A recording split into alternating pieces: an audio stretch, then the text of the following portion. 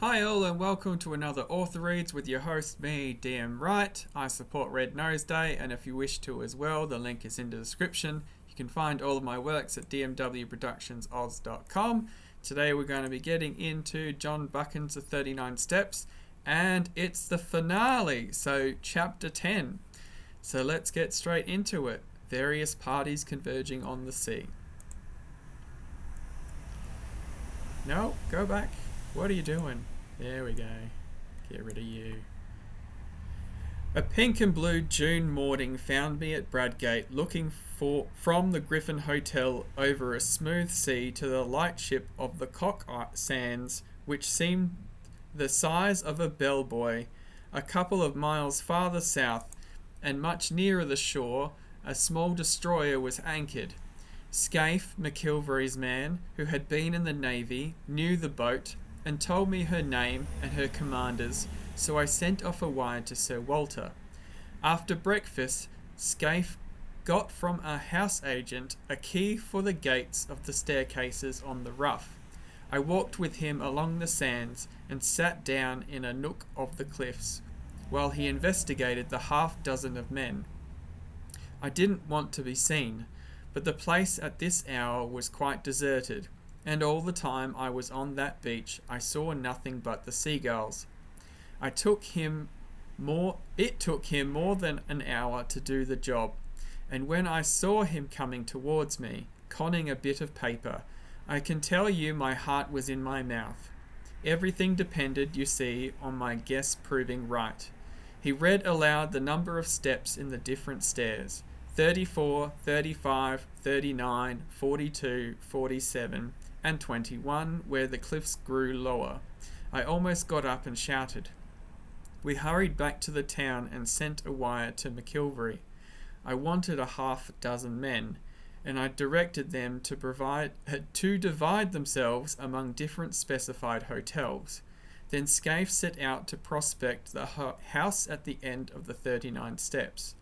He came back with news that both puzzled and reassured me.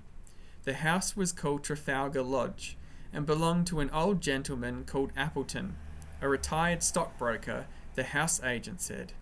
Mr. Appleton was there a good deal in the summer time, and was in residence now, had been for the better part of a week.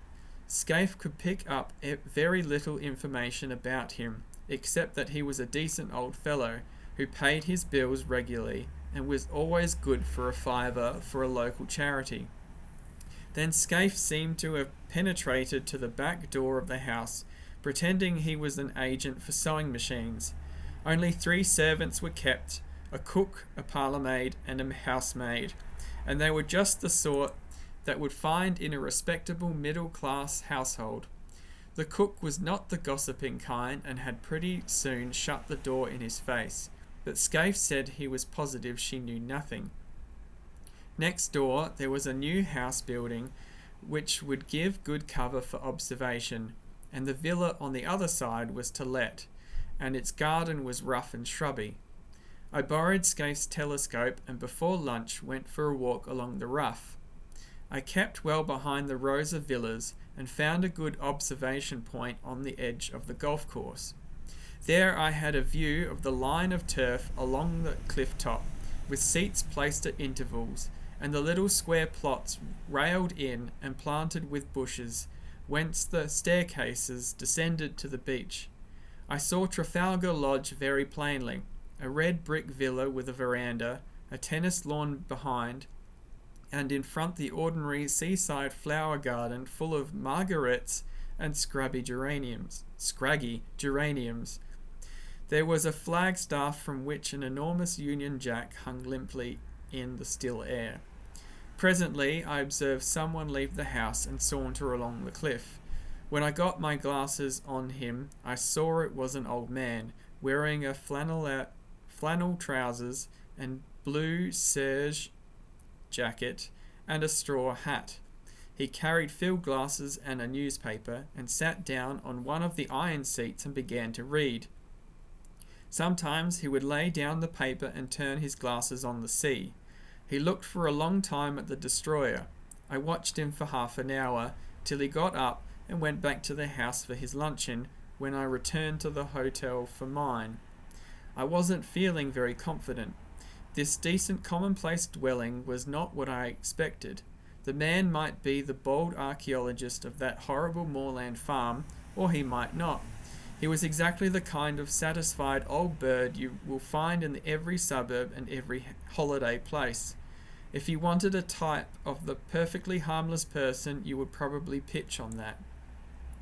But after lunch, as I sat in the hotel porch, I perked up, for I saw the thing I had hoped for and had dreaded to miss. A yacht came up from the south and dropped anchor pretty well opposite the Rough. She seemed about 150 tons, and saw she belonged to the squadron from the White Ensign. So Scaife and I went down to the harbour and hired a boatman for an afternoon's fishing. I spent a warm and peaceful afternoon. We caught between us about 20 pounds of cod and lythe, and out in that dancing blue sea I took a cheerier view of things. Above the white cliffs of the Rough I saw the green and red of the villas, and especially the great flagstaff of Trafalgar Lodge. About 4 o'clock, when we had fished enough, I made the boatman row us round the yacht, which lay like a delicate white bird, ready at a moment to flee. Scaife said she must be a fast boat for her build, and that was pretty heavily engined. Her name was the Ariadne, as I discovered from the cap on one of the men who was polishing brasswork. I spoke to him and got an answer in the soft dialect of Essex. Another hand that came along passed me the time of day in an unmistakable English tongue. Our boatman had an argument with one of them about the weather, and for a few minutes we lay on our oars close to the starboard bow. Then the men suddenly disregarded us and bent their heads to their work as an officer came along the deck. He was a pleasant, clean-looking young fellow, and he put a question to us about our fishing in very good English. But there could be no doubt about him. His close-cropped head and the cut of his collar and tie never came out of England. That did something to reassure me, but as we rowed back to Bradgate, my obstinate doubts would not be dismissed. The thing that worried me was the reflection that my enemies knew that I had got my knowledge from Scudder, and it was Scudder who had given me the clue to this place. If they knew that Scudder had this clue, would they not be certain to change their plans? Too much depended on their success for them to take any risks. The whole question was how much they understood about Scudder's knowledge. I had talked confidently last night about Germans always sticking to a scheme, but if they had any suspicions that I was on their track, they would be fools not to cover it. I wondered if the man last night had seen that I recognized him. Somehow I did not think he had, and to that I had clung. But the whole business had never seemed so difficult as that afternoon, when by all calculations I should have been rejoicing in assured success. In the hotel I met the commander of the destroyer, to whom Scaife introduced me, and with whom I had a few words. Then I thought I would put in an hour or two watching Trafalgar Lodge. I found a place farther up the hill, in the garden of an empty house. From there I had a full view of the court, on which two figures were having a game of tennis. One was the old man, whom I had already seen. The other was a young fellow, wearing some club colours in the scarf round his middle. They played with tremendous zest, like two city gents who wanted hard exercise upon their paws. You couldn't conceive a more innocent spectacle. They shouted and laughed and stopped for drinks, when a maid brought out 2 tankards on a slaver. I rubbed my eyes and asked myself if I was not the most immortal fool on earth. Mystery and darkness had hung about the men who hunted me over the Scotch moor in aeroplane and motor car, and notably about that infernal antiquarian. It was easy enough to connect those folk with the knife that pinned Scudder to the floor, and with fell designs on the world's peace. But here were 2 guileless citizens taking their innocuous exercise, and soon about to go indoors to a humdrum dinner. where they would talk of marketplaces and the last cricket scores, and the gossip of their native Surbiton. I had been making a net to catch vultures and falcons, and lo and behold, 2 plump thrushes had blundered into it. Presently a third figure arrived, a young man on a bicycle with a bag of golf clubs slung on his back. He strolled round to the tennis lawn and was welcomed rituously by the players. Evidently they were chaffing him, and their chaff sounded horribly English. Then the plump man, mopping his brow with a silk handkerchief, announced that he must have a tub. I heard his very words. "I've got into a proper lather," he said. "This will bring down my weight and my handicap, Bob. I'll take you on tomorrow and give you a stroke a hole. You couldn't find anything more English than that." They all went into the house and left me feeling a precious idiot. I had been barking up the wrong tree this time. These men might be acting, but if they were, where was their audience? They didn't know I was sitting 30 yards off in a rhododendron. It was simply impossible to believe that these 3 hearty fellows were anything but what they seemed. 3 ordinary, game-playing suburban Englishmen, wearisome, if you like, but sordidly innocent. And yet there were 3 of them, and one was old, and one was plump, and one was lean and dark, and their house chimed in with Scudder's notes. And half a mile off was lying a steam yacht with at least 1 German officer. I thought of Coralides lying dead, and all Europe trembling on the edge of earthquake, and the men I had left behind me in London who were waiting anxiously for the events of the next hours. There was no doubt that hell was afoot somewhere. The Blackstone had won, and if it survived this June night would bank its winnings.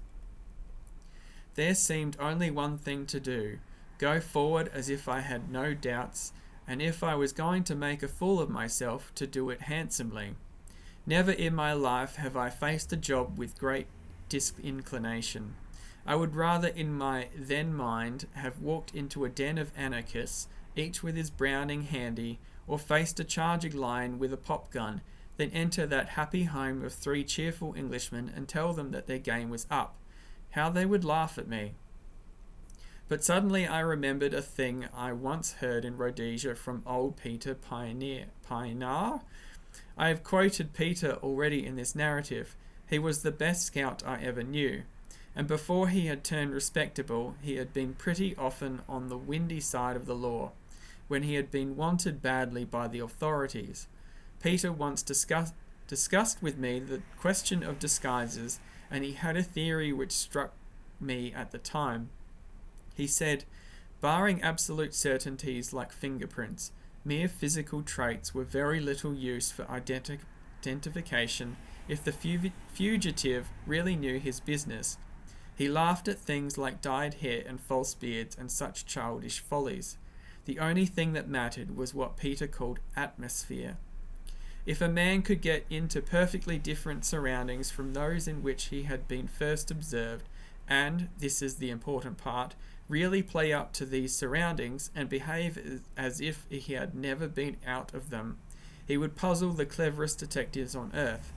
And he used to tell a story of how he once borrowed a black coat and went to church and shared the same hymn book with the man that was looking for him. If that man had seen him in decent company before, he would have recognized him, but he had only seen him snuffing the lights in public house with a revolver. The recollection of Peter's talk gave me the final real comfort that I had had the day. Peter had been a wise old bird, and these fellows I was after were about the pick of the aviary. What if they were playing Peter's game? A fool tries to look different, a clever man looks the same and is different. Again, there was that other maxim of Peter's which had helped me when I had been a roadman. If you are playing a part, you will never keep it up unless you convince yourself that you are it. That would explain the game of tennis. Those chaps didn't need to act. They just turned a handle and passed into another life, which came as naturally to them as the first. It sounds a platitude, but Peter used to say that it was the big secret of all the famous criminals. It was now getting on for 8 o'clock, and I went back and saw Scaife to give him his instructions. I arranged with him how to place his men, and then I went for a walk, but I didn't feel up to any dinner. I went round the deserted golf course and then to a point on the cliffs farther north, beyond the line of the villas. On the little trim newly made roads I met people in flannels coming back from tennis and the beach, and a coastguard from the wireless station, and donkeys and pierrots paddling homewards. Out at sea in the blue dusk I saw lights appear on the Ariadne, and on the destroyer away to the south, and beyond the Cock Sands the bigger lights of steamers making for the Thames.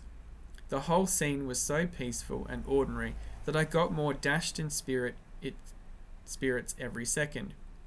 It took all my resolution to stroll towards Trafalgar Lodge about 9:30. On the way I got a piece of solid comfort from the sight of a greyhound that was swinging along at a nursemaid's heels. He reminded me of a dog I used to have in Rhodesia, and of the time when I took him hunting with me in the Pali Hills. We were after Reebok, the dun kind, and I recollected how we had followed one beast, and both he and I had clean lost it. A greyhound works by sight, and my eyes are good enough, but that buck simply leaked out of the landscape. Afterwards I found out how it managed it. Against the grey rocks of the kopjes, it showed no more than a crow against a thundercloud. It didn't need to run away. All it had to do was to stand still and melt into the background. Suddenly, as these memories chased across my brain, I thought of my present case and applied the moral. The black stone didn't need to bolt. They were quietly absorbed into the landscape. I was on the right track, and I jammed that down in my mind and vowed never to forget it. The last word was with Peter Pienaar. Scaife's men would be posted now, but there was no sign of a soul. The house stood as open as a marketplace for anybody to observe. The 3-foot railing separated it from the cliff road. The windows on the ground floor were all open, and shaded lights and the low sounds of voices revealed where the occupants were finishing dinner. Everything was as public and above board as a charity bazaar. Feeling the greatest fool on earth, I opened the gate and rang the bell. A man of my sort who has travelled around the world in rough places gets on perfectly well with 2 classes, what you may call the upper and the lower. He understands them and they understand him. I was at home with herds and tramps and roadmen, and I was sufficiently at my ease with people like Sir Walter and the men I had met the night before. I can't explain why, but it is a fact. But what fellows like me don't understand is this great, comfortable, satisfied, middle-class world, the folk that live in villas and suburbs. He doesn't know how they look at things. He doesn't understand their conventions, and he is as shy of them as a black mamba. When a trim parlour-maid opened the door, I could hardly find my voice. I asked for Mr. Appleton, and was ushered in. My plan had been to walk straight into the dining room, and by a sudden appearance wake in the men that start of recognition which would confirm my theory. But when I found myself in that neat hall, the place mastered me. There were the golf clubs and tennis rackets, the straw hats and caps, the rows of gloves, the sheaf of walking sticks, which you will find in 10,000 British homes. A stack of neatly folded coats and waterproofs covered the top of an old oak chest. There was a grandfather clock ticking, and some polished brass warming pans on the walls, and a barometer, and a print of Chiltern winning the St. Leger. The place was as orthodox as an Anglican church. When the maid asked me for my name, I gave it automatically, and was shown into the smoking room, on the right side of the hall. That room was even worse. I hadn't time to examine it, but I could see some framed group photographs above the mantelpiece, and I could have sworn they were English public school or college. I had only one glance, for I managed to pull myself together and go after the maid. But I was too late. She had already entered the dining room and given my name to her master, and I had missed the chance of seeing how the three took it. When I walked into the room, the old man at the head of the table had risen and turned round to meet me. He was in evening dress, a short coat and black tie, as was the other, whom I called in my own mind the plump one. The third, the dark fellow, wore a blue serge suit and a soft white collar and the colours of some club or school. The old man's manner was perfect. "Mr. Hannay," he said hesitatingly, "did you wish to see me? One moment, you fellas, and I'll rejoin you. We had better go to the smoking room." Though I hadn't an ounce of confidence in me, I forced myself to play the game. I pulled up a chair and sat down on it. "I think we have met before," I said, "and I guess you know my business." The light in the room was dim, but so far as I could see their faces, they played the part of mystification very well. Maybe," said the old man. "I haven't a very good memory, but I'm afraid you must tell me your errand, sir, for I really don't know it." "Well then," I said, and all the time I seemed to myself to be talking pure foolishness, "I have come to tell you that the game's up. I have a warrant for the arrest of you three gentlemen." "Arrest?" said the old man, and he looked really shocked. "Arrest?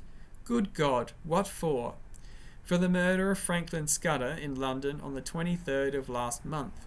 "I never heard the name before," said the old man in a dazed voice.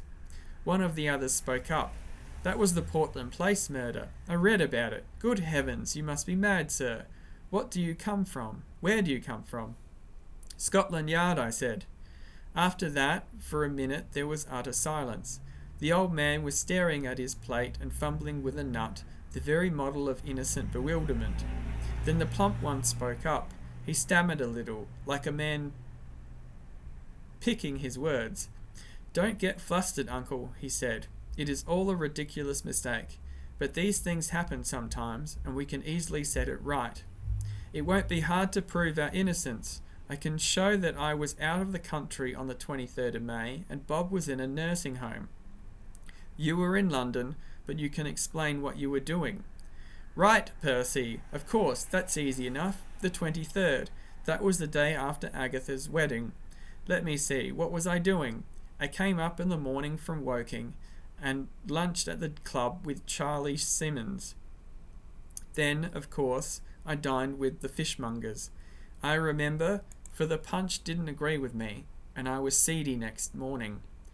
Hang it all, there's the cigar box I brought back from the dinner." He pointed to an object on the table and laughed nervously. "I think, sir," said the young man, addressing me respectfully, "you will see you are mistaken. We want to assist the law like all Englishmen, and we don't want Scotland Yard to be making fools of themselves." "That's so, uncle." "Certainly, Bob." The old fellow seemed to be recovering his voice. "Certainly, we'll do anything in our power to assist the authorities. But this is a bit too much. I can't get over it." "How Nellie will chuckle," said the plump man. "She always said that you would die of boredom because nothing ever happened to you. And now you've got it thick and strong." He began to laugh very pleasantly. "By Jove, yes. Just think of it. What a story to tell at the club. Really, Mr. Hannay, I suppose I should be angry, to show my innocence, but it's too funny. I almost forgive you the fright you gave me. You looked so glum, I thought I might have been walking in my sleep and killing people. It couldn't be acting. It was too confoundedly genuine. My heart went into my boots, and my first impulse was to apologize and clear out. But I told myself I must see it through, even though I was to be the laughing-stock of Britain. The light from the dinner table candlesticks was not very good, and to cover my confusion I got up, walked to the door, and switched on the electric light. The sudden glare made them blink, and I stood scanning the three faces. Well, I made nothing of it. One was old and bold, one was stout, one was dark and thin. There was nothing in their appearance to prevent them from being the three who had hunted me in Scotland, but there was nothing to identify them. I simply can't explain why I who, as a roadman, had looked into 2 pairs of eyes, and as Ned Ainsley into another pair. Why I, who had a good memory and reasonable powers of observation, could find no satisfaction. They seemed exactly what they professed to be, and I could not have sworn to one of them.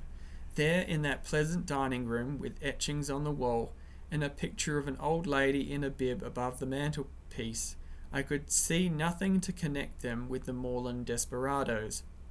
There was a silver cigarette box beside me, and I saw that it had been won by Percival Appleton, Esquire, of the St. Bede's Club in a golf tournament.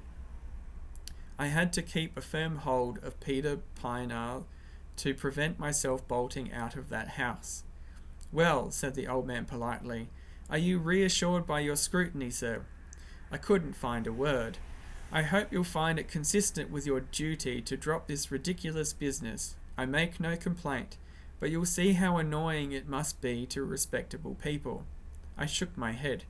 "Oh Lord," said the young man, "this is a bit too thick." "Do you propose to march us off to the police station?" asked the plump one. "That might be the best way out of it, but I suppose you won't be content with the local branch.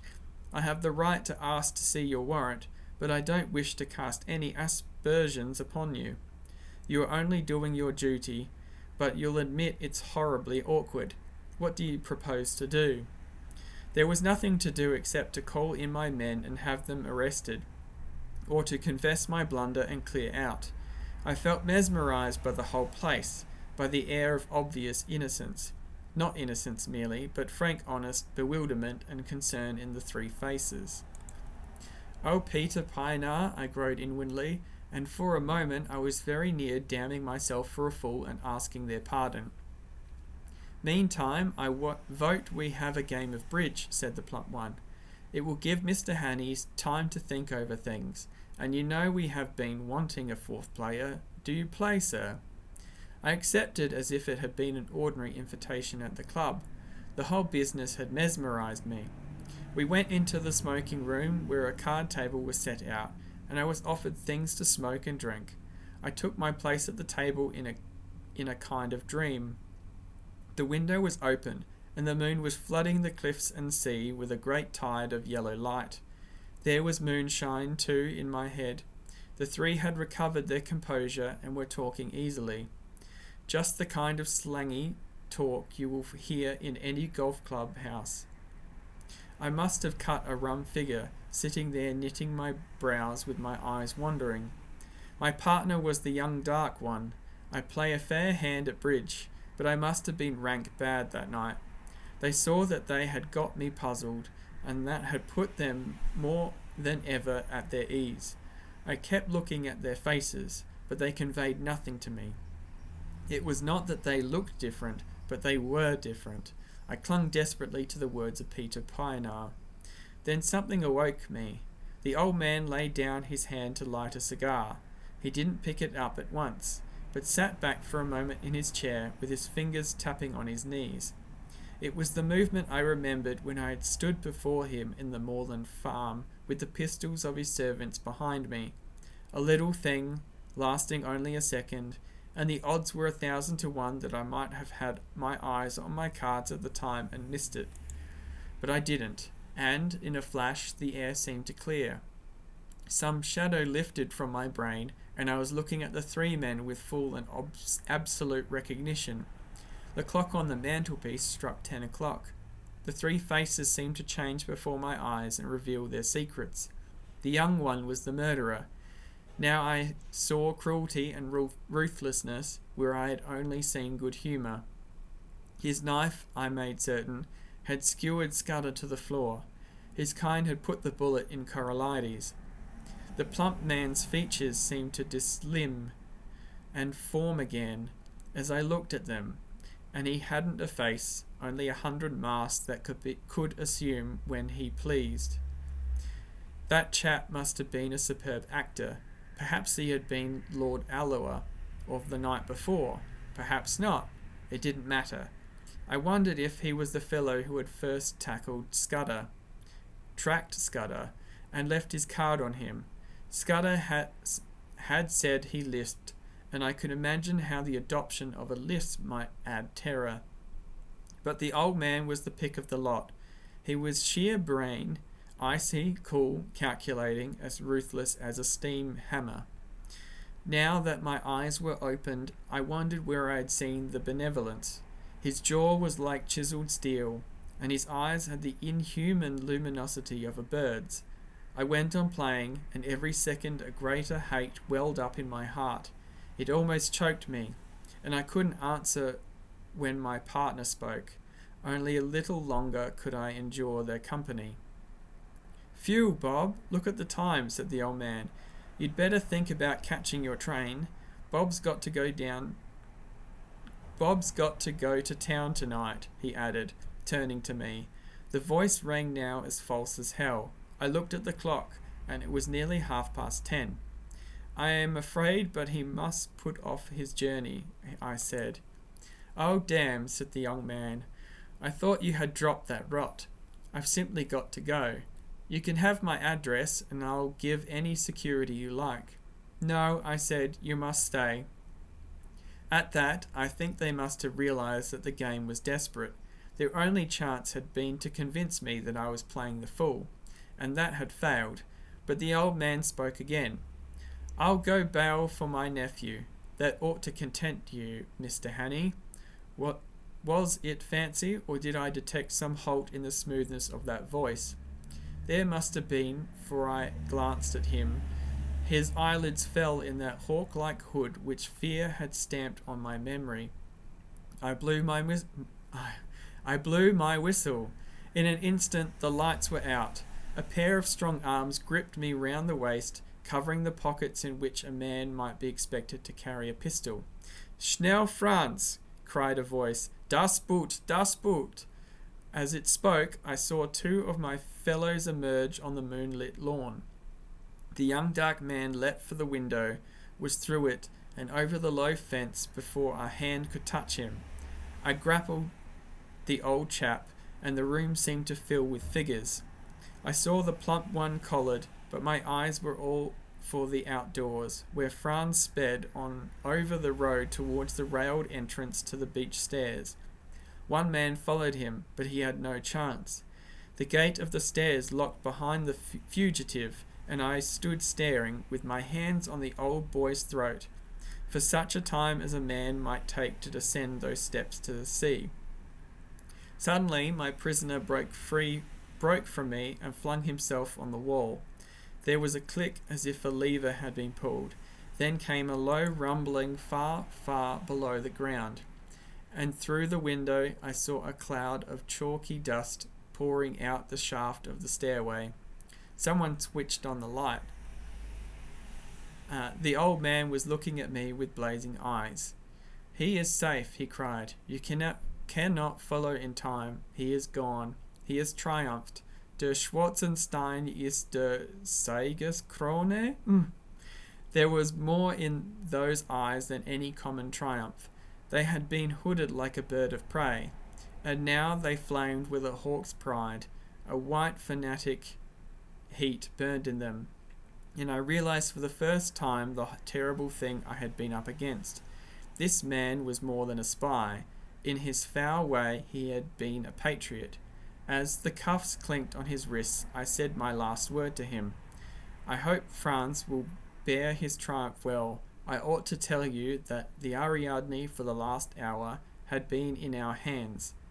7 weeks later, as all the world knows, we went to war. I joined the new army the first week, and owing to my Matabele experience, got a captain's commission straight off. But I had done my best service, I think, before I put on khaki.